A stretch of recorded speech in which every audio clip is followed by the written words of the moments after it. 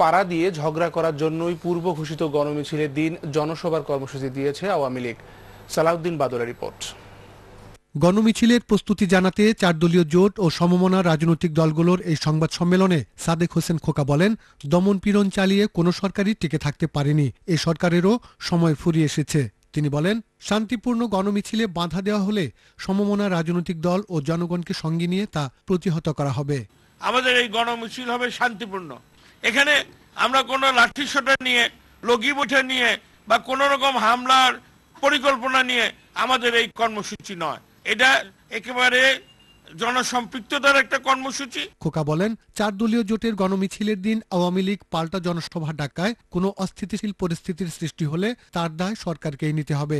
কেন তারা আমাদের এই কর্মসূচির দিন তারা কর্মসূচি ঘোষণা করলো? এটা অনেকটা ওই গ্রাম দেশে একটা কথা আছে, পায়ে পাড়া দিয়ে ঝগড়া করা। এই কর্মসূচিতে বাধা দিয়ে কোনো দাঙ্গা হাঙ্গামা বাঁধানোর চেষ্টা করা হলে আমরা 4 দলীয় জোটের নেতা কর্মীরা জনগণকে সাথে নিয়েই আমরা আমাদের এই কর্মসূচি সফলতার দিকে নিয়ে যাব। এবং এর জন্য যদি কোনো রকম পরিস্থিতির সৃষ্টি হয়, সেটা আওয়ামী লীগ এবং তার সরকারের উপরেই বর্তাবে।